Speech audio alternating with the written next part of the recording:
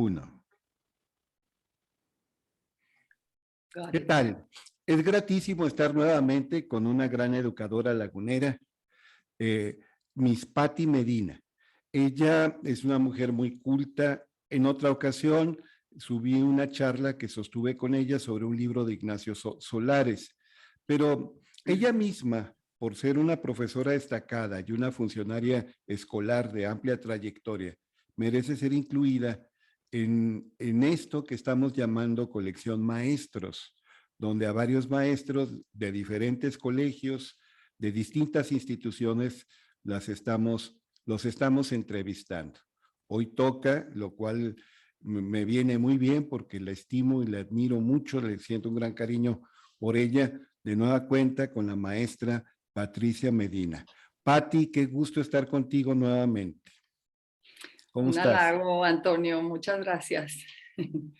Gracias por incluirme y es un honor para mí y un gusto. Un honor, pero un honor merecido, porque tú te has dedicado de por vida a la educación, tanto como profesora, como asesora, como funcionaria. A ver, ¿cuántos años llevas dedicada principalmente, profesionalmente hablando, a la educación?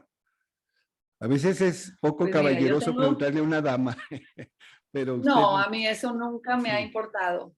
Yo sí. ahorita tengo 62 años y desde los 19 estoy trabajando en educación o en cosas relacionadas con la educación. O sea, desde los 19 ya con un empleo en el seguro social y todo. Mucho, ¿verdad? Sí. Entonces, tenemos que hacer la resta, pero 43, Sí, sí, sí, sí, 43 exactamente, años. sí.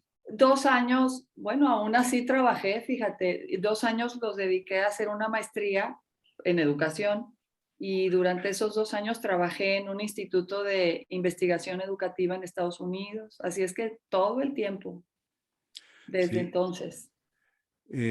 La maestra Patti Medina forma parte de una familia también muy de noble influjo en la comarca lagunera. Se vincula a varias causas positivas, entre otras, no la única, la del deporte. Su familia, como la familia de los Til y la familia de los Gutiérrez del Bosque, pues impulsó mucho ese deporte tan noble y tan completo como es la natación. Eh, eh, y ahí tuvo la dura, amorosa al mismo tiempo guía de su señor padre, que fue también un magnífico entrenador de natación. Yo a Patti la conozco porque es una gran lectora y siempre que tenemos oportunidad conversamos de libros. Ella lee tanto en inglés como en español y está leyendo todo el tiempo. Pero vámonos por orden. A ver, Te voy a Patti, recordar una cosita. sí, las que Tú me quieras. conoces porque yo tenía unas dudas sobre ortografía y yo te escuchaba en el radio Ujú. y entonces te contacté para que nos asesoraras. eh, en el colegio debemos tender a tener la ortografía más impecable y desde ahí te conozco, Antonio. Sí, y Ya aparte se me que, olvidó cuál era la duda, pero sí sí, me acuerdo que nos y la seguramente no te la resolví. resolví, a lo mejor la agrandé, pero No, también fuimos compañeros de taller, en el taller de aparte, literatura de Marco Jiménez, un gran maestro, un hombre muy culto, que habrá oportunidad, espero, gran. de entrevistarlos, amigo de Patti y mío. Estuvimos varias semanas en su taller de literatura que él condujo o conduce, no sé. En aquella época era en la Universidad Autónoma de Coahuila. Nosotros ya estábamos trabajando, ya teníamos muchas exigencias laborales, pero con gusto ajustábamos nuestro horario para participar En en el ese taller. taller.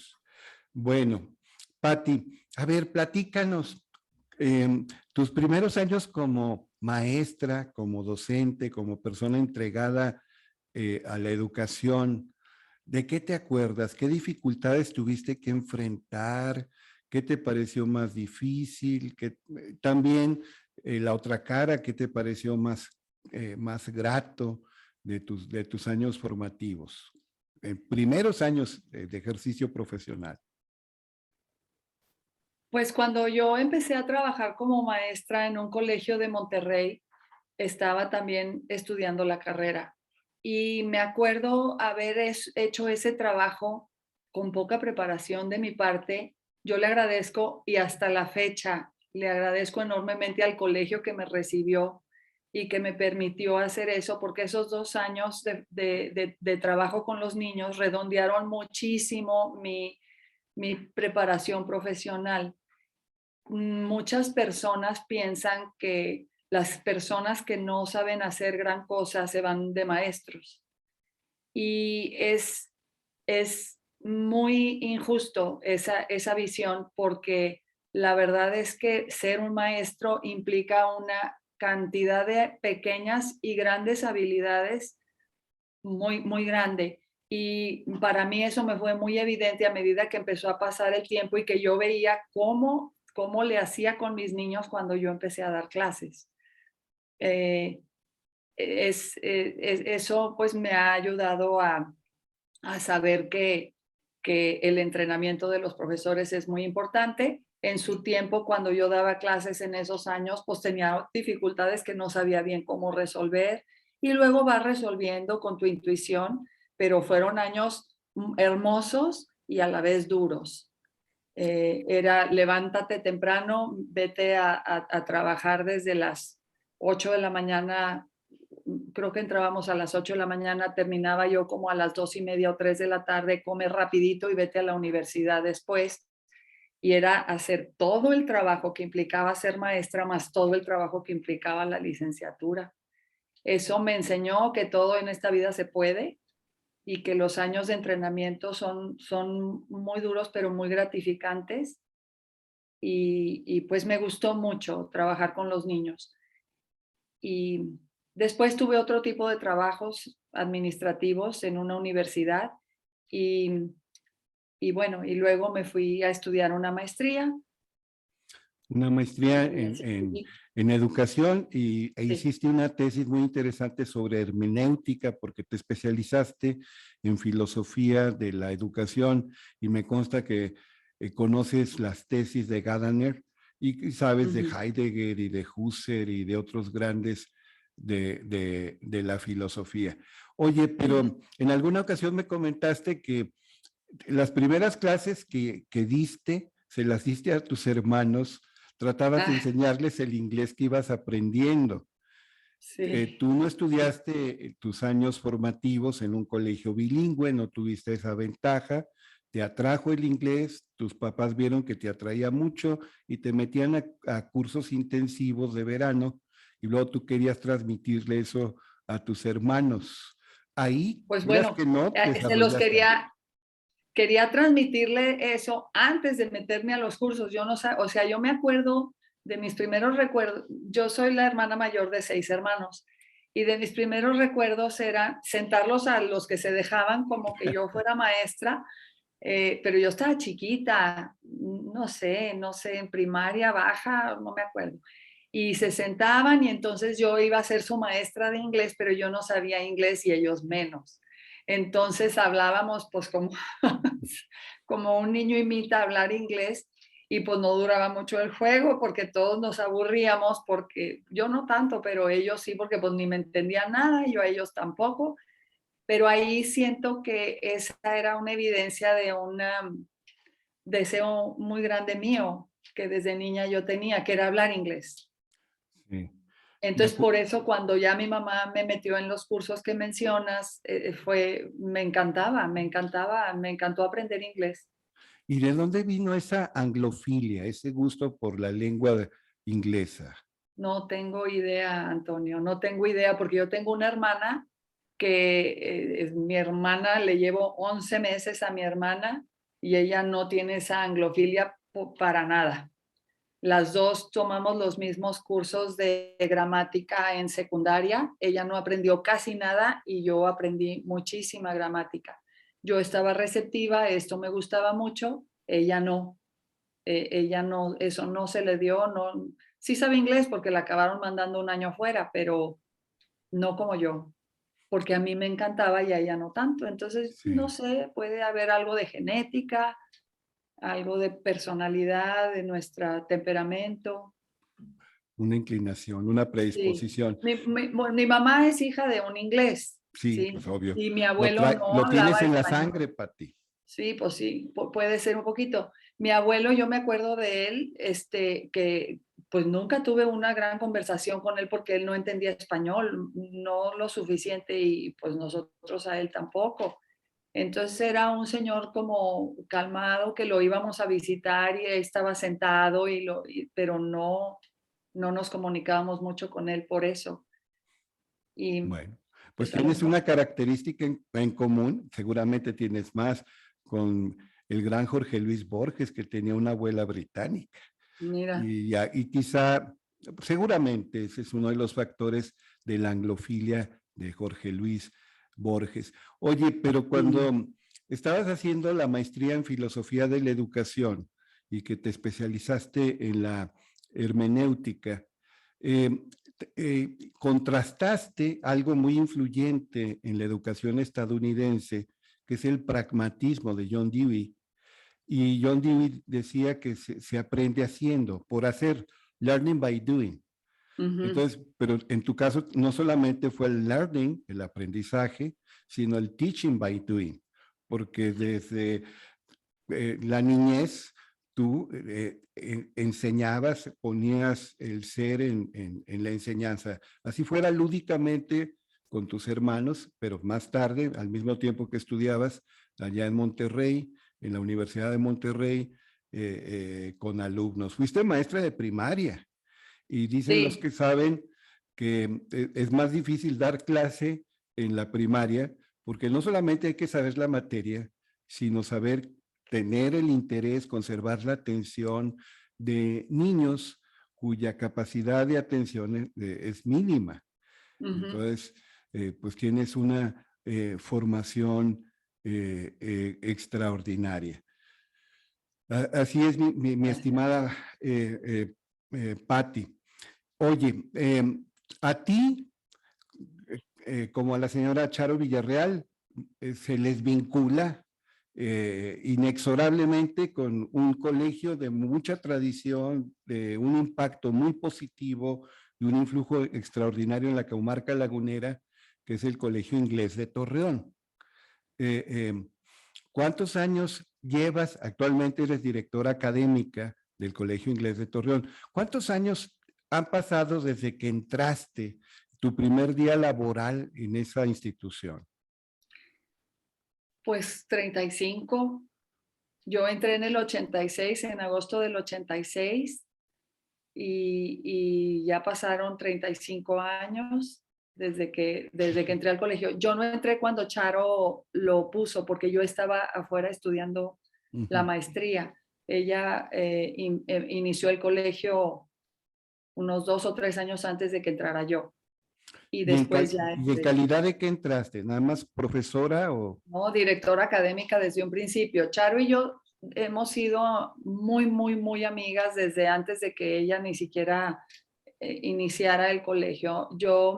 Ella y yo vivíamos con otras muchachas de aquí de Torreón en una casa en Monterrey, éramos muy amigas y Charo y yo nos identificamos mucho, mucho y nos hicimos de verdad que íntimas amigas.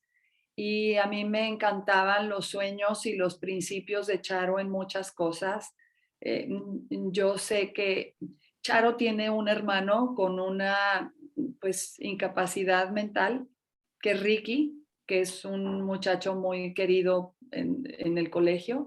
Y Charo siempre ha tenido una vocación de ayuda en la educación de niños y pensó en poner un colegio desde que estábamos estudiando la carrera, porque Charo estaba estudiando la misma carrera que yo. Y a mí me admira, de verdad que yo admiro a Charo como no te imaginas, porque poner un colegio se dice fácil, pero es algo tremendamente retador. Y Charo acabó cumpliendo su sueño y hizo un colegio que a mí me encanta. Cuando yo terminé la maestría me ofreció trabajo y por supuesto que dije que sí. Y desde entonces trabajamos juntas como por 34 años o 33, hasta que recientemente Charo ya ha dejado la administración del colegio. Y, pero yo comulgo muchísimo con las ideas y con los principios de Charo, con la filosofía educativa de Charo. Sí. Y me Y acuerdo mucho, Patti, el lema del colegio inglés que me gusta, muy sencillo, breve, pero preciso, conciso y macizo. Educación es libertad. así Sí, y así tú es, comulgas plenamente con Antonio. eso, ¿no? La Sí, educación es libertad. totalmente. Y lo que está detrás de ese lema es algo hermoso. Efectivamente, mientras más nos educamos, más libres podemos ser en la vida. Y Charo, desde que puso el colegio, fielmente creía que un muchacho o una muchacha que supieran un segundo, bueno, que supieran inglés, no cualquier segundo idioma, ¿verdad? Tendría muchas más posibilidades en la vida, en su futuro profesional y hasta personal. Y pues a eso nos abocamos y me encanta el colegio, lo amo profundamente, me gusta lo que hacemos y me gusta mucho ver los resultados Ujú. en la En- formación de muchos muchachos. En estos 36 años he aprendido cosas que ahorita que ya puedo ver me admiran mucho. Cuando, cuando el colegio, cuando yo entré más jovencita al colegio y, por ejemplo, teníamos niños con una dificultad de escritura o de lectura, yo me angustiaba muchísimo porque parece muy fácil, pero superar esas cosas no es tan fácil, sobre todo en ciertos años.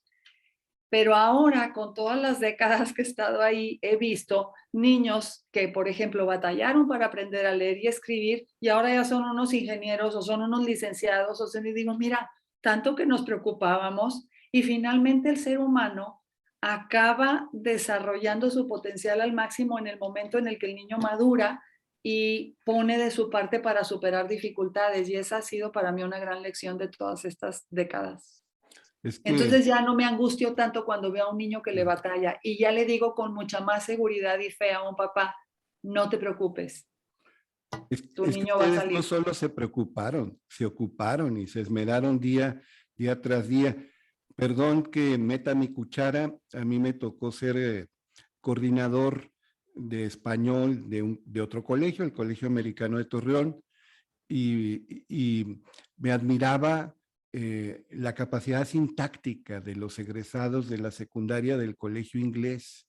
Mm. Se me van a enojar algunas personas por decirlo, pero es la verdad, muy superior a la de los demás colegios. Me llegaban alumnos del colegio inglés.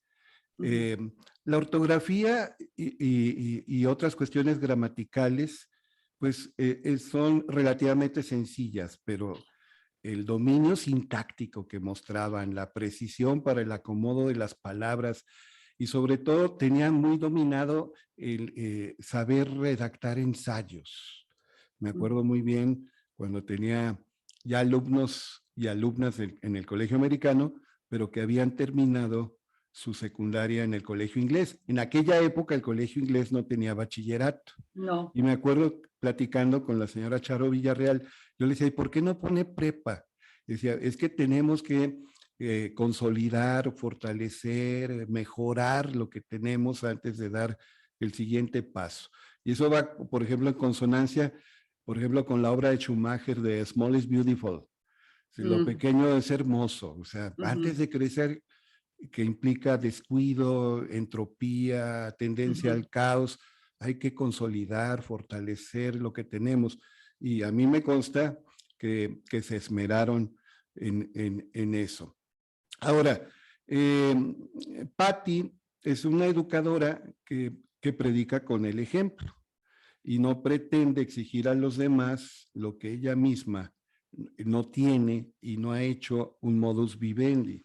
Ella es una gran lectora. Patti, ¿de dónde te vino esta bibliofilia o hasta bibliomanía? Ujú. Hablando con más precisión para no creer que se refiere a las Sagradas Escrituras únicamente, lexofilia, el amor por la lectura. ¿De dónde? Mira, mi abuela, la mamá de mi mamá, yo creo que veía en mí que eso tendía a gustarme y ella fue quien empezó a regalarme libros. Me regaló de selecciones del Reader's Digest, me regaló libros que ella veía que sí leía yo. Y me acuerdo que cuando ya llegué a cierta edad un poquito más grande, después de haber leído algunos de las mujercitas, hombrecitos también lo leí, ese La tipo de misma libros. autora. Uh-huh. Y luego empecé a leer así con una avidez tremenda Taylor Caldwell cuando estaba yo chiquilla, al grado que después de no sé si el libro 12 de ella ya dije ya no quiero leer nada de ella, pero me encantaron sus libros. El que más me gustó fue Médico de Cuerpos y Almas. La vida de Lucano, el médico sirio Sí, el fenicio. Lucano, ajá, y La luego El Gran de León de Lucas. Dios también. Fíjate, casualmente, Patti, Mm. recientemente tuve también la grata experiencia de entrevistar a otros maestros, Marco Morán, Luis Alberto Vázquez, y me hablaban también de la lectura de los libros de Taylor Caldwell, cómo influyó esta autora británica cuyo nombre pila era Margaret en nosotros, ¿verdad? La columna de hierro, El Gran León La de columna de Dios, Médico de Cuerpos y Almas, tantas obras extraordinarias de esta escritora británica. Entonces, pues somos, quieras que no, cercanos somos de la misma generación y mucha gente seguramente leyó a esta autora británica. Ya mencionaste Alcott, otra gran escritora de lengua inglesa, pero así de los que más te gustan y que te han acompañado varios años en tu existencia, ¿cuáles son los autores que más te atraen? Porque tú lees de todo, me consta. Sí, Mario Vargas Llosa me encanta, me encanta. Quizá solo un libro de él no me gustó y no creas que he leído todos, pero el que lea me impresiona la genialidad de sus frases y de lo, no sé, o sea, cuando leo párrafos que digo, qué bárbaro, qué manera de construir párrafos. Él me encanta, es de mis favoritos. Me acuerdo hace años haber leído un nombre de Oriana Fallaci. Oriana Fallaci ya falleció. Ese libro también Que ella me... era más periodista. Bueno, Sí, también, ella en era este más caso, periodista. biógrafa. Y Sí. el libro es un poquito, no sé si autobiográfico, pero es en relación a Lekos Panagoulis, que era un anarquista en Grecia. Muy, muy bonito libro. Y luego también un libro que me encantó, que ganó el premio Pulitzer, es uno que se llama A Thousand Acres, o sea, 1000 acres, de una escritora que se llama Jane Smiley. Ese libro, no sé por qué me marcó mucho, pero me gustó muchísimo la historia, que es que luego lo hicieron película, pero el libro es buenísimo. Y se trata de 3 hermanas que tienen un papá que es dueño de 1000 acres en una tierra, ya no me acuerdo en qué estado en Estados Unidos, y cómo se desenvuelve la historia de la familia. La historia me encantó. Y después leí, y eso no lo sabía cuando lo leí, que era como una versión moderna del Rey Lear, Perfecto. esa novela. Se me hizo muy buena. He leído otros premios Pulitzer y ya ni me acuerdo de ellos. Este es el que más me ha gustado, me gusta eso. Y pues también me gusta de todo tipo, novela histórica. Leí a Serna, que escribió sobre Santana, la El vida de seductor de la Santana. patria, Enrique Serna. El seductor de la patria, ese libro también me gustó mucho. Muchos que de algunos ya Sí, pero no me se acuerdo. nota que sí hay una inclinación por la filosofía en ti. Mencionas a, a Mario Vargas Llosa, que ahora muchos izquierdistas lo atacan por sus ideas políticas. Él tuvo dos influencias filosóficas notables. Por una parte, la que dio origen a su apodo de juventud. Ahí le decían el sastrecillo valiente, Mm, para que se pareciera le decían el sartrecillo valiente, mm, porque, para que se pareciera al cuento este de El sastrecillo valiente, porque leía mucho a Jean-Paul Sartre. mm, Luego leyó a Popper, La sociedad abierta y sus enemigos, eso lo cuenta en Como pez en el agua, que son las memorias, una autobiografía, por supuesto incompleta, porque él sigue vivo, el premio Nobel peruano-español, ya también tiene nacionalidad española, Mario ujú. Vargas Llosa. Y coincido contigo, independientemente de las ideas políticas de cada quien, es un maravilloso, extraordinario escritor y Conversación en la Catedral, Los Cachorros. Sí, ese posiblemente fue el primero que leí de él. Carlos, mi marido, fue el Mm. que me recomendó y de ahí empecé a leerlo y híjole, me encantó, me encantó. Y pues bueno, confieso que con algunas de sus ideas políticas comulgo totalmente, Ujú. totalmente. O sea, a mí me pareció muy bien cuando él, digo, no importa que nos metamos en eso, ¿verdad? Cuando él hablaba de que en México el PRI era la dictadura perfecta, este, pero como también leí El paraíso en las cuatro esquinas de Paul Gauguin y de su abuela Flora, y la fiesta del chivo. La fiesta del chivo se me hace un So- librazazazo. Sobre un dictador, el dictador de República Dominicana, Sí, Rafael Trujillo. Trujillo, ajá. Y Sí. en fin, de lo que él escriba, me ha gustado mucho. No he leído El Celta, dicen que es muy cruel el libro y a mí, ay, leer sobre cosas así me cuesta, entonces no me he animado, pero a ver si luego me animo. Pero, a ver, sabiendo que te enfocas principalmente en la primaria, aunque eres directora académica de todo el colegio inglés, que ya tiene bachillerato también en Ujú. esta época, eh, ¿qué libros recomendarías leer a estudiantes jovencitos de enseñanza básica y enseñanza media? Mira, dos libros que se me hacen hermosísimos para muchachos jóvenes. Bueno, hay muchos, y te voy a decir estos primeros dos, igual luego te digo otro. Esperanza Renace, que es un libro de Scholastic, es la vida de una niña que vive en Jalisco en una situación muy próspera, muy bien, pero pasa en la familia un evento muy trágico y tiene que cambiar completamente de vida e irse a California a vivir otra realidad enteramente distinta a la que ella había vivido. Ese libro se me hace precioso y se me hace muy formativo para muchachitos de ¿Y sexto de en primaria. qué época se ubica la historia? Se ubica, no sé si poco después de la Revolución Mexicana, Ah, sí, a principios del siglo XIX, pero ya después de la Revolución Mexicana, ahí se ubica ese libro y se llama Esperanza Renace y lo recomiendo mucho. Ni siquiera me acuerdo del autor o la autora, es una autora. Y otro libro que se me hace precioso, que tampoco me voy a acordar del autor, y lo vende el centro, el Fondo de Cultura Económica, es Shiloh. Es el Shiloh, como el personaje de Shakespeare. Shilo, ajá, es un perro, es Ah, el nombre de un perro. Sin embargo, el personaje principal es el niño que adopta a Shiloh, ¿sí?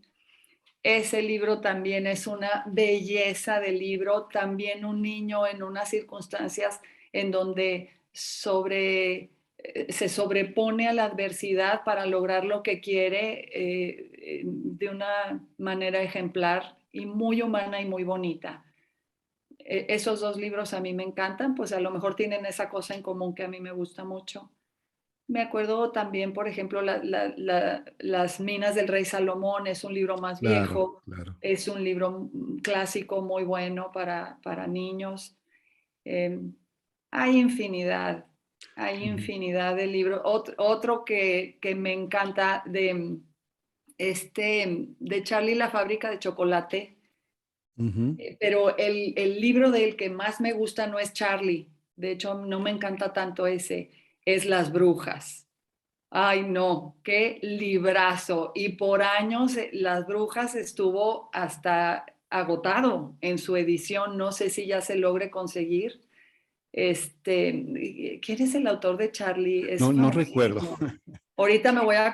acordar, ahorita me voy a acordar, pero más todavía que Charlie o que El Ascensor de Cristal, que es la continuación del de Charlie, Las Brujas se me hizo un libro preciosísimo, muy bonito. Y toda la colección de la serie de Eventos Desafortunados, ese sí, para que veas, no me sé quién es el autor, es muy bonita colección, muy bonita colección. Hay muchos, Antonio. Pati, tú como directora académica, pues tienes Mm. que tratar con alumnos, con papás, con todo tipo de papás, con profesores, también una gran diversidad de personal docente. ¿Qué ha sido lo más difícil de tu función? Yo sé que hay una parte, digamos, estrictamente pedagógica y otra psicológica y otra netamente administrativa, la disciplina, etcétera. Eh, Ujú. ¿Qué es lo que ha sido más difícil para ti? Un reto personal como directora académica desde un principio en uno de los colegios más importantes de la comarca lagunera. Ujú. Em, A lo mejor en cada ámbito hay ciertas dificultades, ¿sí? Lo más difícil para mí, sobre todo cuando yo era más joven, era tener una comunicación adecuada o positiva y fluida con los padres de familia, ¿sí? Porque yo era inexperta, era más joven y muchas veces cuando eres joven crees que tienes que demostrar que tienes la razón. Y me llevó ciertos años darme cuenta que para lograr ayudar, necesitas quitarte esa querer tener la razón en las cosas. Y en eso me ayuda muchísimo la hermenéutica, ¿sí? A mí por eso hice mi tesis de eso, porque se me hace una hasta filosofía de vida hermosa. Ahorita si quieres platicamos qué es lo que me gusta de la hermenéutica.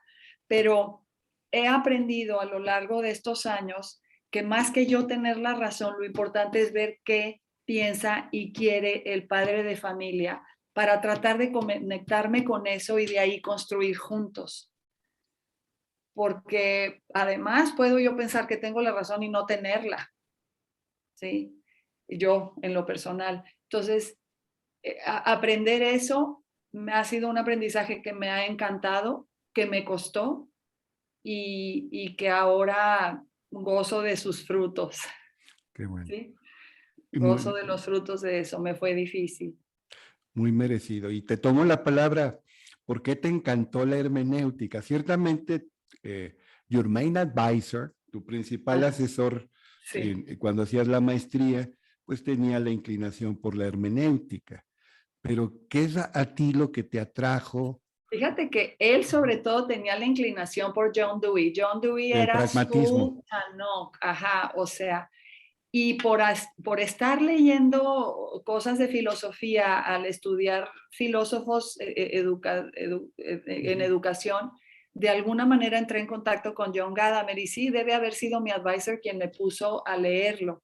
¿Y qué me atrajo de él? John Gadamer lo que dice es, todos, para empezar, está usando el término hermenéutica que se usa en el ámbito religioso y más bien lo transfiere al campo de las relaciones humanas, de la misma educación, de la siguiente manera. O sea, él lo que dice es, todas las personas que afirmamos algo, tenemos algo de razón detrás de lo que decimos.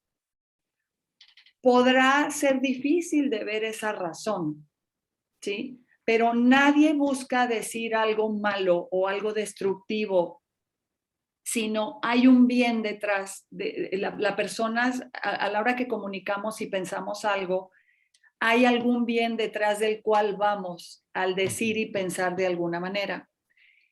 Mientras más logremos entender el bien que está detrás de lo que dicen las demás personas, más nos podemos comunicar de una manera positiva con ellas y entonces conectarnos y entonces entendernos. Mientras menos hagamos eso, tú tienes tu verdad, yo tengo la mía y tú y yo no podemos hablar. Y entonces los seres humanos nos separamos. Él aparte decía, para nosotros poder tener en común algo con los demás, necesitamos expandir nuestro horizonte. Nuestro horizonte es como un círculo alrededor de nosotros, que cuando es chiquito, pues tenemos muy poquito en común con otras personas.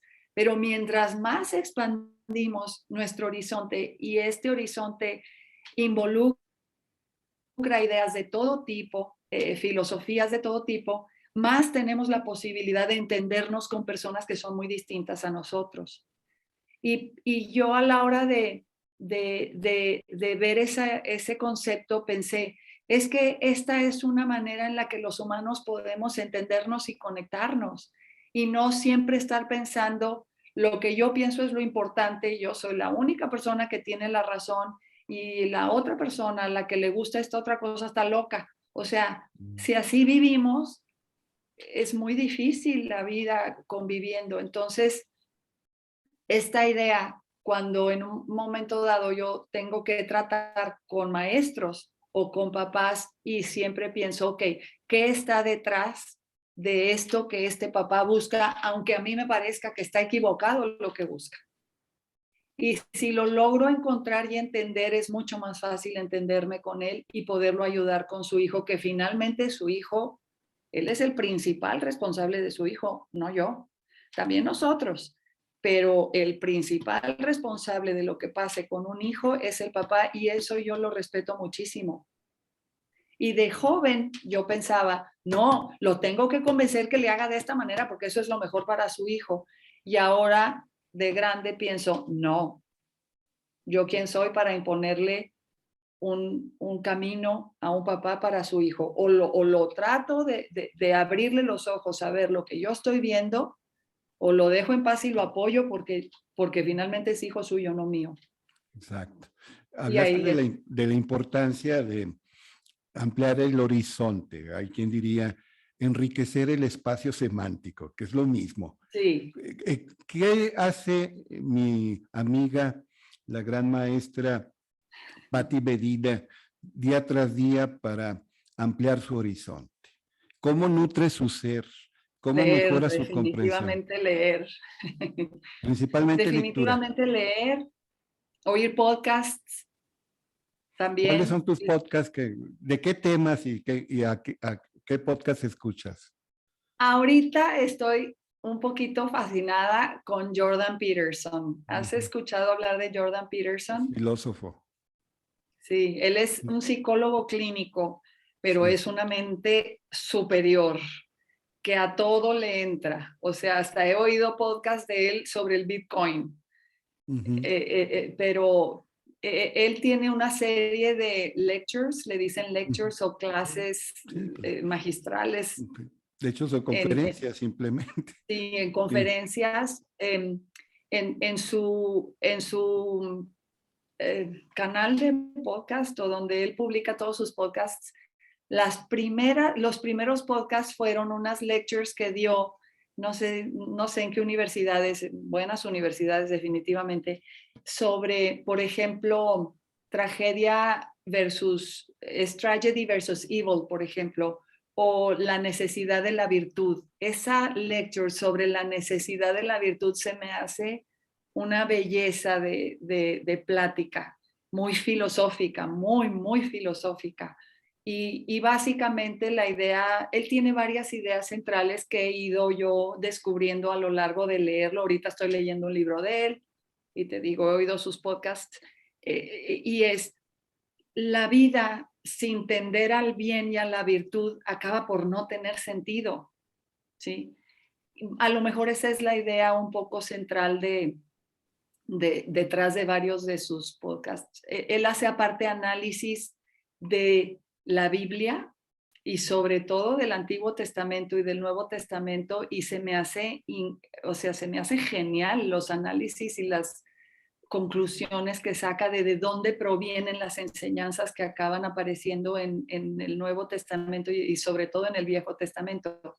Yo el Viejo Testamento, pues como hijos de la Ilustración, ¿verdad? Y como científicos, pues así como que no le encuentras mucho sentido. Y a la hora que él me ha abierto los ojos a que esas lecciones o esas tradiciones que vienen en el Viejo Testamento tienen la raíz del ser humano, de cómo busca sobrevivir. Y la manera de sobrevivir es a través de buscar el bien, etcétera, y de la búsqueda del bien como aparece en las historias del Viejo Testamento. Está muy interesante. Él me encanta. Eh, Recientemente. Dostoyevsky, a propósito de textos veterotestamentarios, decía que no había libro más luminoso que el libro de Job, el varón de Uz, que es la encarnación de la paciencia, que lo pierde todo, que sufre todo, y que incluso amigos que no lo comprenden pretenden darle consuelos muy tontos. Y quieren hacerlo sentirse culpable de algo de lo que no es culpable. Patti, yo sé que tú has pasado por circunstancias duras y difíciles. Hace rato mencionaste a tu marido. Tu marido falleció. Yo leí algunos textos de su autoría recientemente. Bueno, hace pocos años salió un texto que condensaba, sintetizaba las ideas de tu marido Carlos. ¿Podrías compartirnos algo de esta experiencia tan dolorosa de haber perdido a tu marido? ¿Cómo te fortaleciste en esos días tan aciagos y supiste dar también la cara y acompañar a tus hijos? Porque era una circunstancia muy adversa. Fue hace 13 años, ya va para 14, y pues ha sido la experiencia más tremenda que he vivido en mi vida, efectivamente. Hasta ¿cómo te puedo decir? Sigue uno viviendo, definitivamente sigues viviendo, te levantas y le das para adelante. Sin embargo, una pérdida así, Antonio, he aprendido en este tiempo que lo que haces es aprender a vivir con ella. Nunca, nunca va a dejar de doler y también nunca, nunca va a dejar de ser fuente de agradecimiento con la vida y con Dios por haberme permitido vivir los 20 años que duramos juntos, Carlos y yo. Eso, me acuerdo que el día que pasó, yo era tal el dolor, tal, que pensaba, ya quiero estar a años de aquí, ya no quiero seguir viviendo o sintiendo lo que estoy sintiendo el día de hoy. Y pues ya pasaron esos años, efectivamente el tiempo te ayuda a quizá la manera en la que estas cosas se sobreponen es aceptando. Eso es lo que he aprendido en la vida. Si no aceptamos lo que la vida nos da, entonces eternamente vives, creo que hasta puedes llegar a enfermarte. Yo no me voy a morir con él en mi corazón. Claro. Y después de que él se hubiera ido, quizá la lección más tremenda que me dio con todo lo que leí, con todo lo que viví, es algo que fue muy duro cuando lo supe. Y yo me puse a leer muchos libros, ¿verdad? Qué raro. Pero el que más me llegó de todos fue el libro que se llama El Camino de las Lágrimas de Jorge Bucay. Y en este libro, básicamente, uno de los postulados principales es que en toda pérdida hay una ganancia. Y yo, ¿cómo que una ganancia? O sea, ¿qué voy a ganar de que él ya no esté? De que él le haya pasado lo que todos tememos que nos pasen. ¿Cómo voy a ganar algo yo con eso? Y lo que Jorge Bucay explica con sus cuentos y con las anécdotas que incluye en sus libros es, por duro que sea, de toda pérdida hay una ganancia y lo he ido viendo con el tiempo. ¿Cuál es la ganancia? Para empezar, se me quitó el miedo a morirme yo. Yo tenía terror a morirme yo y ya no vivo con ese terror y ese terror es muy duro. Es muy duro tener miedo a morir. Y dije, no, ya no me importa. Cuando yo me vaya, me voy como ya se fue Carlos. O sea, si Carlos ya pasó por esto, yo también puedo pasar por esto. Entonces, esa ha sido una ganancia. La otra ganancia, pues, ha sido el haber recibido, bueno, ¿qué te puedo decir? Mucho cariño y mucho apoyo de mucha gente que yo en algunos casos no me hubieran imaginado. Y la otra ganancia ha sido el ver a mis hijos desarrollarse con todo y esta pérdida tan irreparable para ellos. No, estaban chicos, o sea, el grande tenía 19 años, el de medio 15, la niña tenía 12. La figura de su papá sigue viva entre nosotros todos los días, ¿sí? Todos los días hasta bromeamos como si él estuviera con nosotros. Entonces, en cierto punto está con nosotros siempre y ha sido una ganancia el que yo creo que ellos tienen en su personalidad una fortaleza que no hubieran tenido si Carlos siguiera vivo y lo siguiéramos apapachando y acolchonando en muchas cosas que ya no pudimos porque Carlos se fue. Claro. Entonces, Entonces, ujú, así ha sido.